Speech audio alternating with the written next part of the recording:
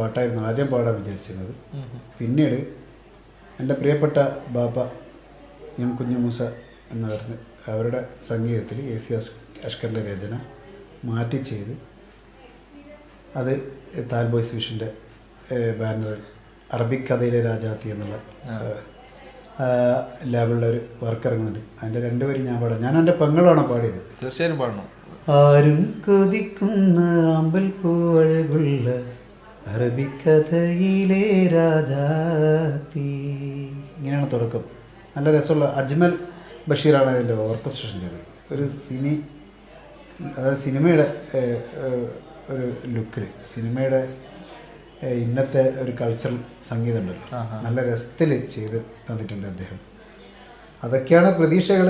പിന്നെ എന്തായാലും half century അടിക്കാറായി, പ്രായം കൊണ്ട് ഏതാനും നിമിഷങ്ങളെ ബാക്കിയുള്ളൂ. അപ്പോൾ ഇനി വലിയ ആഗ്രഹങ്ങളൊന്നുമില്ല. ഞാനെന്നൊരു മനുഷ്യൻ സ്വപ്നത്തിൻ്റെ ഉള്ളിലൊരു സ്വപ്നം ഉണ്ടാവില്ലേ, അതിൽ പോലും ആശിക്കാത്തൊരു ജീവിതം പഠിച്ച തമ്പുരാൻ അള്ളാഹു എനിക്ക് നൽകിയിട്ടുണ്ട്. ഇനിയും കൂടുതലായിട്ട് ആശിക്കുമ്പോൾ അത് ഞാനെന്നൊരു മനുഷ്യൻ, ഞാൻ നേരത്തെ പറഞ്ഞില്ലേ, അത് ചിന്തിക്കാൻ പാടില്ല. ആശകളുണ്ട് സിനിമയിൽ. ഒരു കലാകാരൻ്റെ ആശകളാണ് അത് പറഞ്ഞത്. എൻ്റെ വ്യക്തി ജീവിതത്തിലെ ആശകളൊക്കെ വേറെ. ഒരു കലാകാരൻ എന്നുള്ള എനിക്ക് സിനിമയിൽ അഭിനയിക്കണമെന്ന് വലിയൊരു ആഗ്രഹമാണ്. അത് സാധിക്കും എന്ന് വിശ്വസിക്കുന്നു. ഒരുപാട് നല്ല ബന്ധങ്ങളുണ്ട് സിനിമാ ലോകത്ത്, നല്ല സൗഹൃദങ്ങൾ, ഇന്നത്തെ സിനിമാ ലോകത്ത് പ്രശസ്തരായിട്ടുള്ള ആൾക്കാരുണ്ട്, അവരായിട്ടൊക്കെ നല്ല ബന്ധങ്ങളാണ്.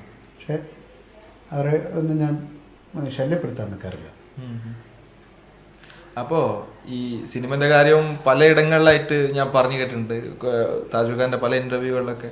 പിന്നെ ഒരുപാട് ചെറുതും വലുതുമായ സിനിമകൾ, ചെറിയ ചെറിയ വേഷങ്ങളിലൊക്കെ നമ്മൾ കണ്ടിട്ടുണ്ട്. അപ്പോൾ നേരത്തെ പറഞ്ഞു, ഇപ്പോൾ പ്രായത്തിൻ്റെ കാര്യം പറഞ്ഞു, ഹാഫ് സെഞ്ചുറി അടിക്കാനായി എന്നുള്ളത്.